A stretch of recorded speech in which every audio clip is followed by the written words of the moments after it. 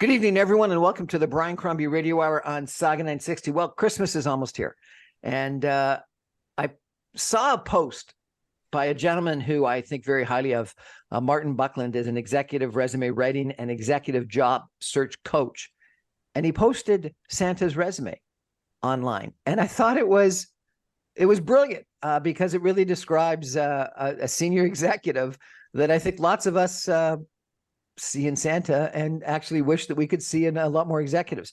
So Martin Buckland, welcome to the show. And if you could, read us the resume for Santa. Yes, sure. I'll be happy to. So thanks for inviting me back. So I decided to do this a number of years ago, and it's not AI generated. It's purely generated by my ingenuity. And I thought it was a little bit of fun, and I chop and change it just slightly every year to bring it up to date. Like this year, I added the Zoom number, etc. So, of course, the name of the candidate, as I call them, is Santa Claus, and he lives at North Pole, and his postal code is HOHOHO.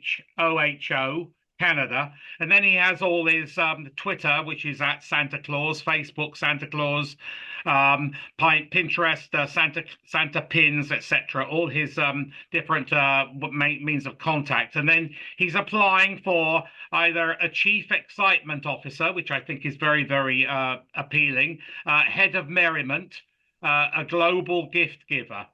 And then his personal brand, which is his unique promise of value. And of course, as we all know, he has a very unique promise of value that's known across the world to millions, if not billions. Brand conscious, constantly invents in red and white, devising and executing creative marketing strategies to deliver dreams, which is very true.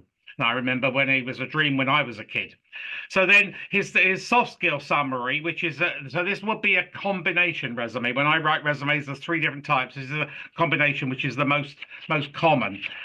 So renowned and respected, deadline-driven executive with a global perspective, notorious for infinite generosity across the world, project and solutions-oriented, patient and empathetic listener, gains trust from countless stakeholders of all ages located across 24 time zones, child-friendly and considerate, exudes energy and confidence, extends a warm welcome to persons of all faiths and nationalities, multitasker, excellent time management skills, strives for operational excellence in a fast-paced environment. And no doubt his environment is extremely fast-paced right now as we speak. So his core strengths are, these are his business skills. So distribution management, supply chain management, production management, business operations, flight maneuvers, equipment maintenance, reindeer fleet management, GPS navigation, procurement, curriculum development, employee training, employee engagement, personal protective equipment, and social media engagement, and then finally virtual meetings. And then what I decided to do, I broke it down into months. So each month, you know, we just see Santa probably for 1 month, but he has a 12-month job. So I broke it down into each month. So he's the CEO of Santaland, North Pole, Canada. And so January, he encourages team of elves and reindeer to obtain a rest and relaxation to recuperate from a busy season. Review and respond to social media messages from customers satisfied with product delivered. Strategize with Team Elf on lessons learned and potential corrective actions for the next holiday season. And then the final one in January is reorder PPE and hand sanitizer for employees and the missus, and replace workshop air filter. And then February, assess remaining inventory, and brainstorm with cross-functional global work from home staff and contractors to design and manufacture new toys and gift ideas and must-have items. Initiate an online marketing campaign to obtain consumer feedback on potential new products. Select videos from recent Christmas tour and forward to Social Elf for update on YouTube channel. And then the next one of March would be attend Zoom presentations provided by contractors and country managers, proposing new designs and making recommendations for changes according to forecasted buying trends in each region. Next one is interact with purchasing to ensure inventory ordered and contracts signed with vendors worldwide. Next one is inspect assembly lines with maintenance and cleaning staff to meet production readiness deadlines. And then April, oversee production startup and operational efficiency initiatives prior to shift ramp up in late summer. Inspire and maintain employee engagement, which is very crucial, and morale by introducing incentive programs, regular breaks, and pizza nights, and post-event photos on company intranet and social media channels.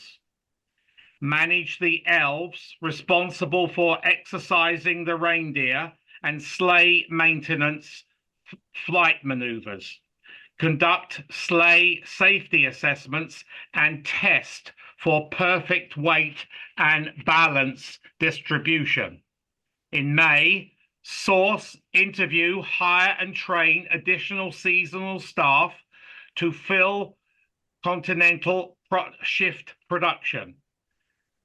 Check in with production facilities on order status and problem solved to ensure on-time delivery. Then we move on to June. Open the 24-hour customer service center, taking pre-orders from parents based on their naughty and nice lists for children across the world.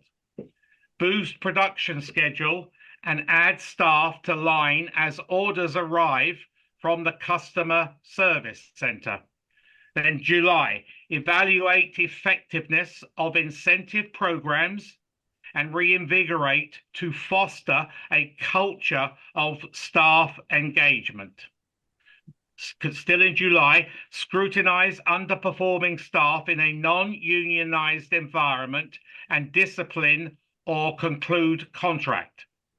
Chair weekly department meetings with Team Elves to keep abreast of production commitments and dispatch technicians to respond to operational, logistical, and manufacturing problems. In August, he takes Mrs. Claus on a short hiatus for some R&R and offer staff a 1-week rotational respite to relax. Assign duties to equipment and maintenance elves to ready workshop for 24/7 production schedule.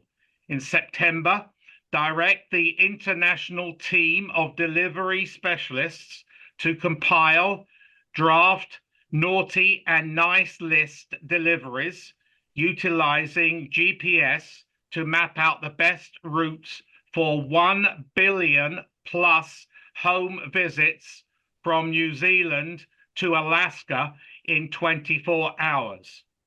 Purchase and start consuming large quantities of starchy food, muffins, cookies, and hot chocolate to portray the legend personal plump brand. October, supervise elves packing a high volume of multi-size parcels and staging based on delivery timing. Still in October, rehearse ho ho ho belly laugh with vocal coach and visit tailor for new bespoke suit and boots. November, follow regional protocol and open in-person Santa lands, Santa castles and Santa villages, or virtual visits with Santa to discover children's gift wishes and spread laughter and joy worldwide. Ensure sled technician updates GPS system to include all new neighborhoods and buildings. And then we come to this month, December. Lead pre-flight planning, perform final examination of sleigh and reindeer team, and file flight plans with aviation regulatory authorities across the world to obtain air travel clearance. Monitor the delivery specialists loading millions of parcels onto the sleigh for flight delivery. Feed, incentivize, and prepare reindeer and elves for a long workday.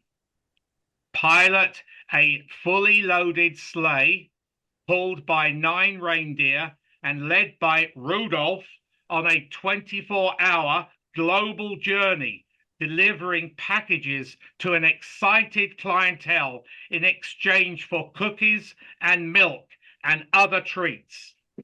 Arrive back at North Pole, unshackle reindeer, give the missus a kiss and rest.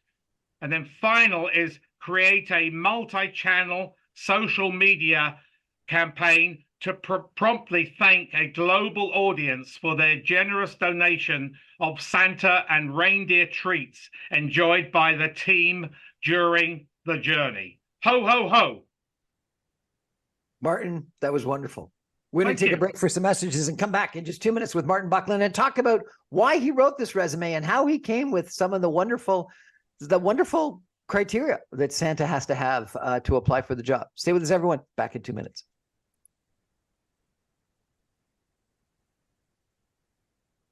Welcome back, everyone, to the Brian Crombie Radio Hour on Saga 960. Christmas is almost upon us, and Martin Buckland just read for us the resume that he wrote for Santa. And I thought it was fantastic, Martin. Thank you so much for sharing that with us. Martin runs a elite resume review and coaching organization, and he writes resumes and helps people write resumes and helps people with career coaching. Martin, why did you get into writing a resume for Santa?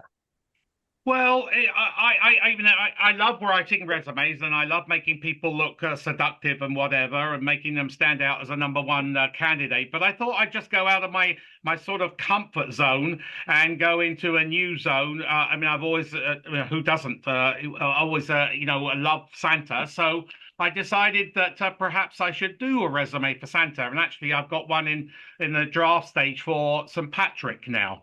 And I'm going to make a theme of this. So it really tested my my resume. I've been writing resumes for 31 years, but it tested my ingenuity and my skills, because I had to be really, really creative. It's not just business, performance and whatever. I broke it down, as you heard, into months, and I had to think about, well, what would he be doing this month, and what would he be doing next month? And but it was fun to write. It took me a long time, believe you me, and I did a little bit, and then I came back to it, and it's turned out good. And I just to say, I try and make it just a little bit different each year.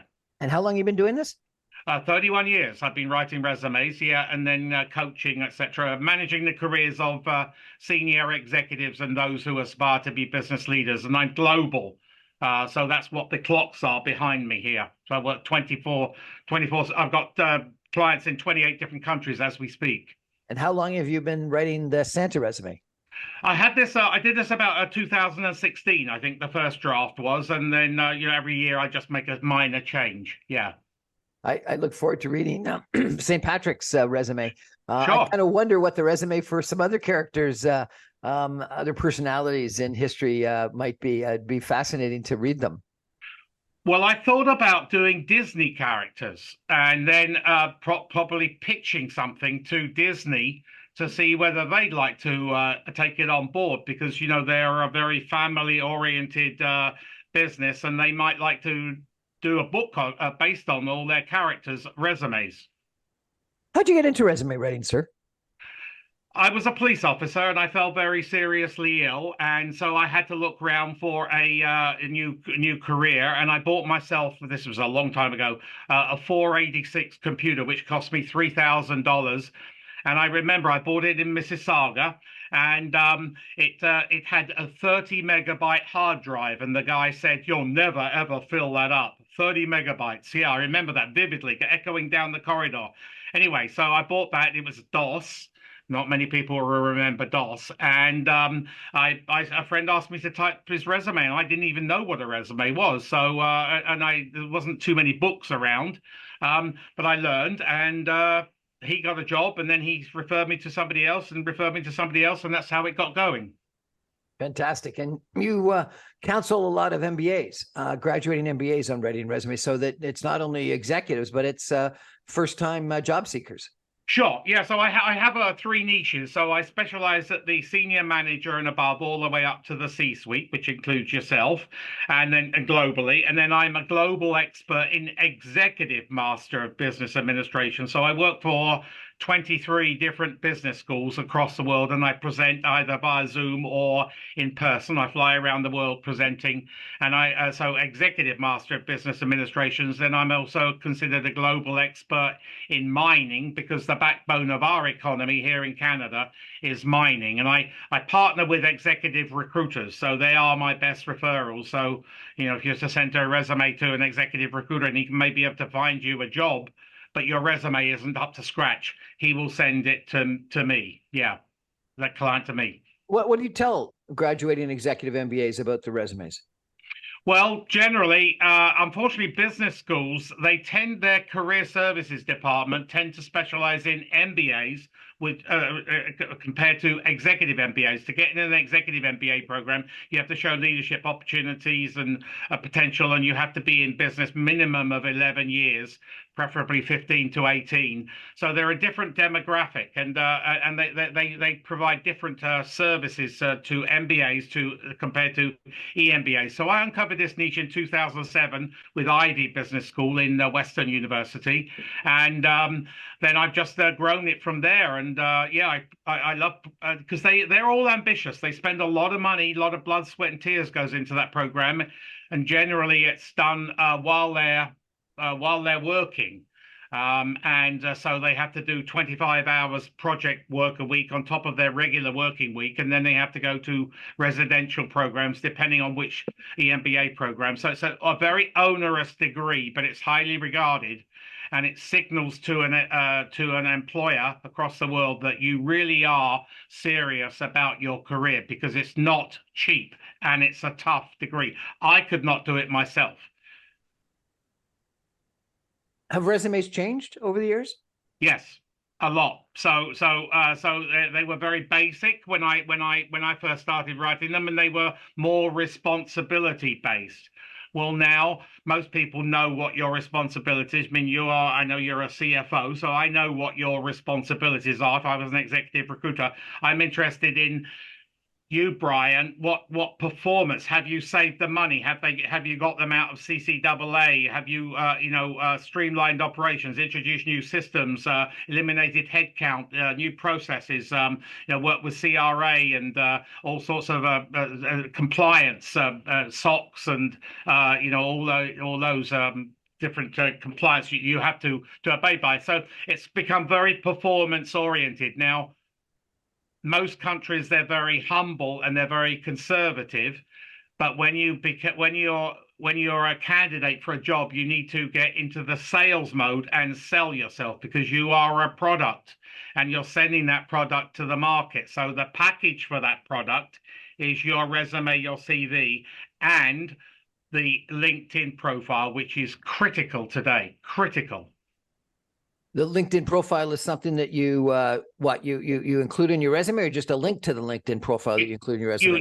You link it, so you customize your LinkedIn URL. So if anybody that's listening today has got numbers and letters after their name in their LinkedIn profile, they haven't addressed their LinkedIn URL. They haven't customized it. That's the default that LinkedIn gave them when they signed up. So they need to go and take those numbers and letters out after the name. It takes them 2 minutes for two reasons. A, it's far more professional, and B, Google, in its algorithm visits to your LinkedIn profile, because Google's crossing the internet all the time, their algorithms, for free will give you a 400% uplift. So you'll notice an extra lot of traffic to your LinkedIn profile, and that's the idea.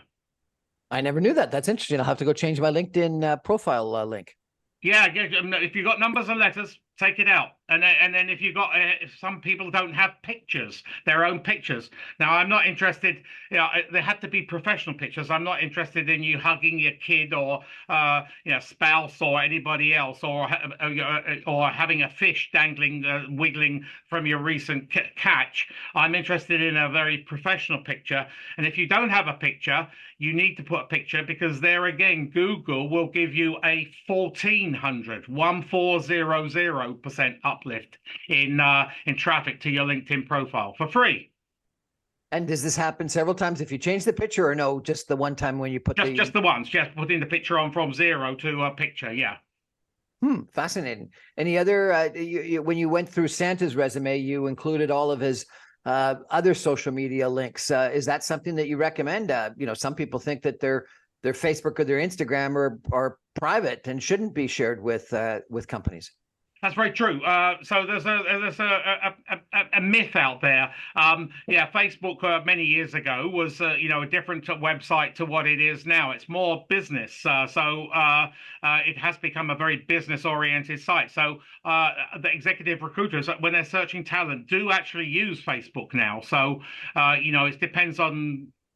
Just be careful what you put on your Facebook account, but you can put Facebook on there. I put Twitter or X or whatever it is now. So you can put them on there, but just be careful on what you've what you put on there, your profile, because people do go through that. We're chatting tonight with Martin Buckland. He's a resume writing coach. He's an executive career coach.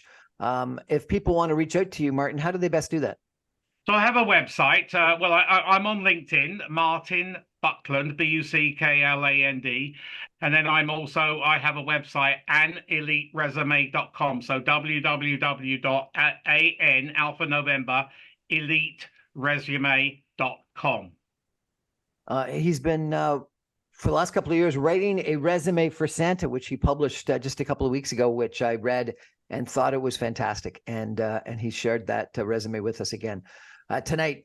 He also has posted a lot in the last couple of weeks about career planning, and I thought that might be an interesting thing for us to talk about, because I think a lot of people, after the Christmas rush, after all the families have left, they sit back and think about their life and what they should be thinking about doing in the new year. So we're going to take a break for some messages and come back in 2 minutes with Martin Buckland, a career coach, an executive career coach, and talk a little bit about what one should be thinking about in regards to the career during the December break. Stay with us, everyone. Back in just 2 minutes.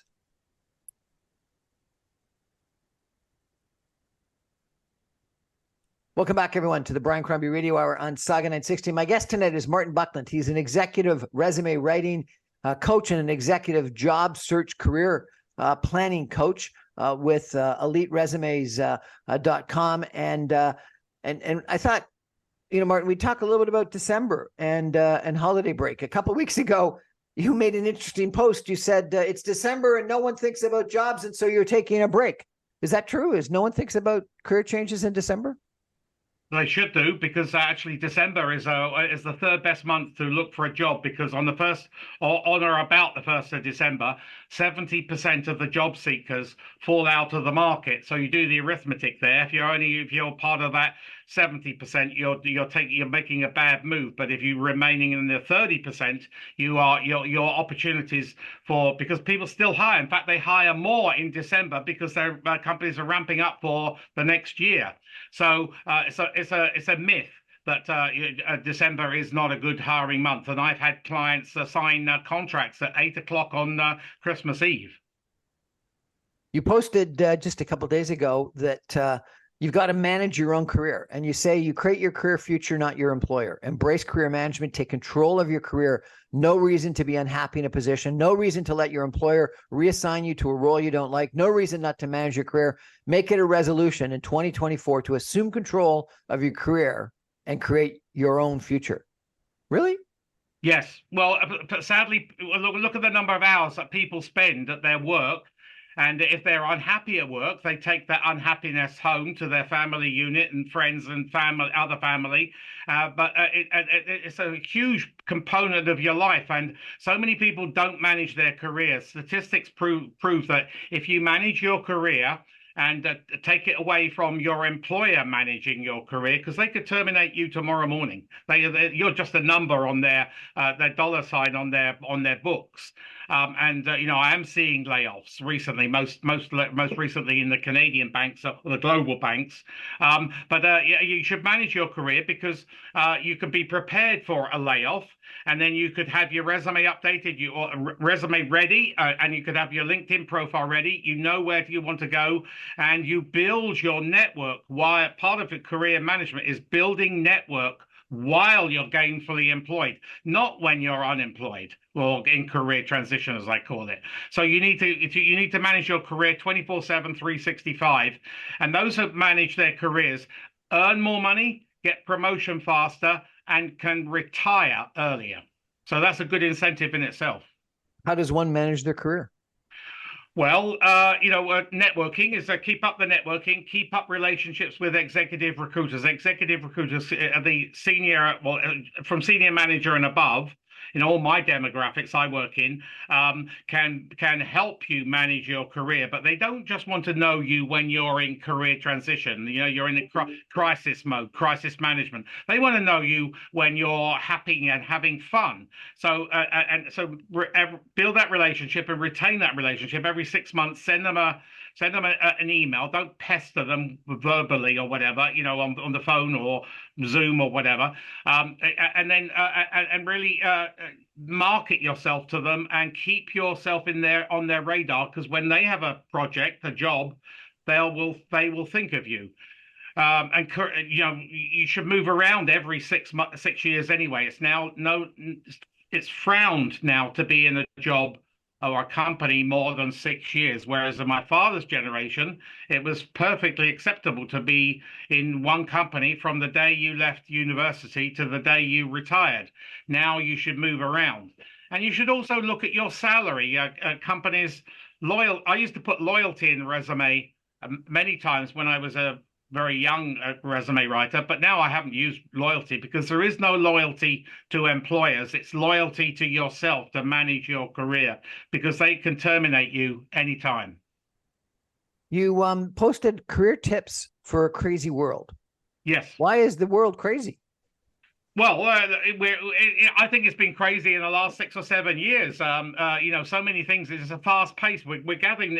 The world gets faster and faster, and I think it's very crazy the things that are happening in the world. And it's my turn to entice people to get into career management. So I do that live twice a week, a 1 minute quick career tip, and then every Tuesday I do Tuesdays at 2 where I go into a deeper topic. So what are some of your career tips? Well, number 1, manage your career. Number 2, have an updated resume. Number 3, have a fully complete LinkedIn. So not just a skeleton LinkedIn, like with the bare necessities.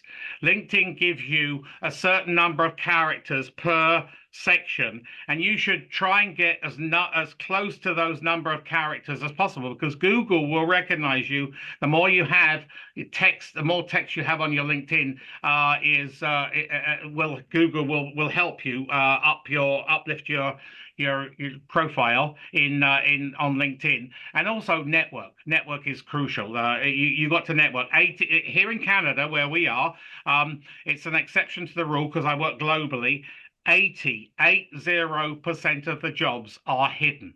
Only 8% are advertised. If you look on LinkedIn, I get clients who think 80% of the jobs are on LinkedIn. Well, it's actually less than 2%. Seriously, that's interesting. I didn't know that. And so where does one find those jobs that aren't advertised? Well, it's like being in my old job, like being a detective. So if you want to go and work for IBM, or you want to go and work for RBC, or you want to go and work for TD or any other company, you need to use LinkedIn and find the person on LinkedIn who will be your boss or your boss's boss, and then start networking with him or her, because you never know whether they got a job right now available that they haven't advertised or gone to an executive recruiter, because going to an executive recruiter is a very, very costly exercise. And if they haven't got a job right now, hopefully they will remember you when one of their team members decides to exit or go or retire or whatever, and then they will remember you. So yeah, 80% is 80% of jobs here in Canada are hidden, which is an exception to the rule globally. The next country down is south of us here. They have 19% advertised, whereas we only have 8%. That's interesting. I didn't realize that. I thought that a lot more of the jobs were on LinkedIn or Indeed and those kinds of job boards. So networking, getting known by the recruiters, thinking about where you want to work and being a detective. Any other suggestions on how to find those jobs that aren't advertised?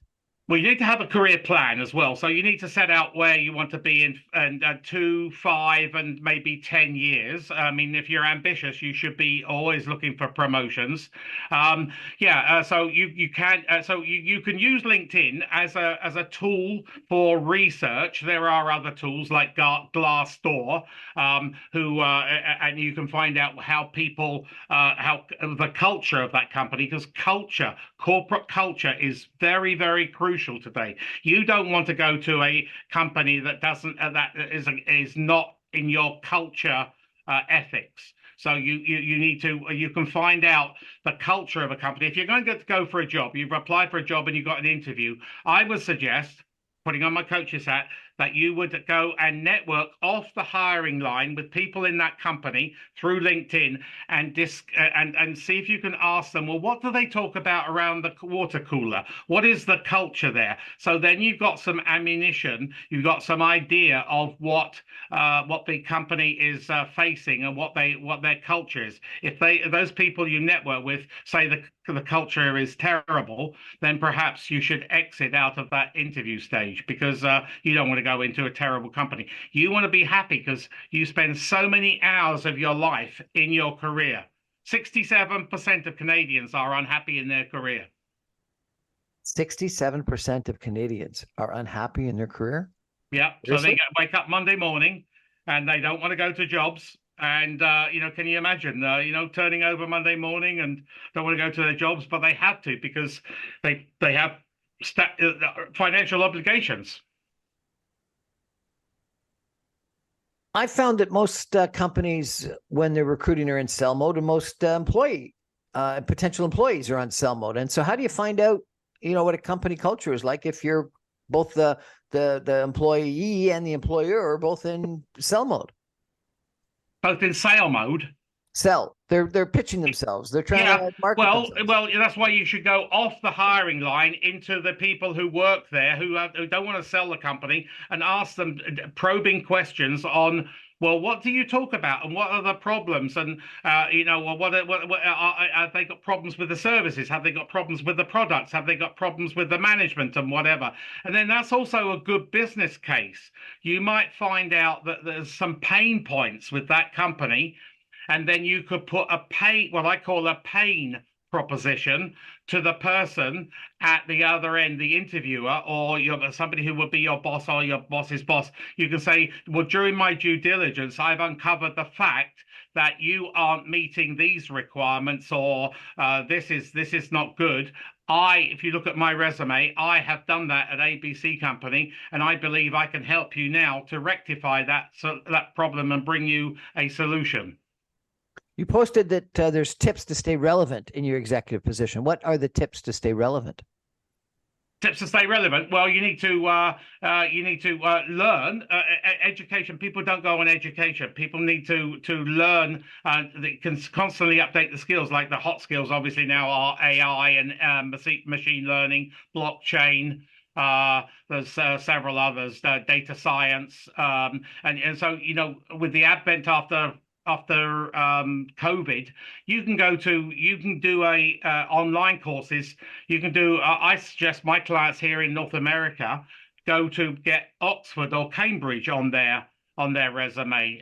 So go to Said Business School or Judge Business School, where I actually teach as well, and go and do a course there, a short course. You don't have to do a fully blown degree and a very expensive, time consuming, but you can do a short course and that you get that. So stay relevant with what is happening in your industry, network within your industry, attend trade shows, attend conferences, and see if you can get yourself as an expert, a subject matter expert in your industry, and speak at a conference, because there you've got a platform, a forum, and your name will get known amongst your peers in your industry. And that is also very attention grabbing to executive recruiters and other people, corporate recruiters in other companies in your sector. I found that speaking at conferences are an excellent way of getting contacts within your company and industry, not necessarily to find a new job, but to get business for your company. How does one go about getting those speaking gigs? Well, if you're a member of an association, you could. They're always looking for speakers. I believe you're probably a member of FEI. So they've got their conference, I think, coming up I think it's in Edmonton next summer. You could volunteer to speak on some particular topic, some particular niche within the financial realm at their conference. I'm actually going to apply to speak at the FEI, because the financial profession are probably the worst at managing their careers. You also had a post that I found was really kind of interesting. You had a picture of almost a Superman and talked about maintain your power during a job transition. How do you maintain power during a job transition? You're out of work. Yeah, well, so that. It's it can be very deflating on the person to be in a career transition. So, I don't call it unemployment. I call it career transition. But yeah, you need to have cheerleaders around you, people who can coach and mentor and help you and take you through the downs and steer you towards the ups and the wins rather than the losing streak. So I don't be alone. Don't just hide yourself in the closet or whatever, because that's when other health issues, mental health issues occur. So be open, be honest. It's perfectly acceptable to be in career transition today. It's not seen as an illness anymore. I mean, people get laid off and they can move on to other jobs. And I get some clients who want to be laid off and they position themselves to be terminated, and so they can go to another job and get a severance. So it's you need to be proud of yourself, and job search is a challenge in itself. You're going to get more no's than you are yeses, so you have to conquer that rejection. Dealing with rejection is a challenge. There's no question. Oh, sure. Yeah, it is. And it's not too many people enjoy going through job search. And that's where people like me can help them and steer them and mentor and coach them and nurture them and maybe prod them in the butt to help them get on the highway again. Can you still get a new job in your 50s or 60s? Oh, sure. Yeah. So there again, ageism is a perception of the mind. I mean, yes, we discriminate for lots of things, because of the color of your hair, because you wear glasses, because of your color of your skin and whatever. But I don't see ageism as a major hindrance that some people do. If you change your mindset to the value you can bring, that experience you've got in 30 or 40 years in corporate world over somebody who's only got 20 years or 10 years, and portray that value in your articulation in an interview and networking, and of course your conferences and other meetings, and of course your resume and your LinkedIn. Eliminate that from your mind that you are too old, because I've got clients in their 60s who are in multiple offer situations. Really? Man, Yeah. we should talk. Yeah. You also did a really good post about building a stellar team culture. And I think that given that, it's this season and we're all thinking about giving, about culture, about Santa Claus as we opened up this show. I think this was a really interesting post that you made. You talked about a company's team culture has considerable impact on the success of the business. And while people typically think about profit margins, you think that culture is critically important. And you had 4 tips that I really quite liked. Create a common goal, regularly reinforce the goal, provide opportunities to lead, encourage learning, and encourage reflection and feedback for team culture. Have you seen companies that have got great cultures and others that don't? Oh yeah, yeah. I mean, there's one company here in Canada. It's a well-known company who's got right now has got terrible culture, but it all stems from the leadership. So the leadership needs to embrace the people it's the leader is there, the right at the top, but it's the people down below that run the company, and you need to motivate them and coach them and nurture them and make them feel good.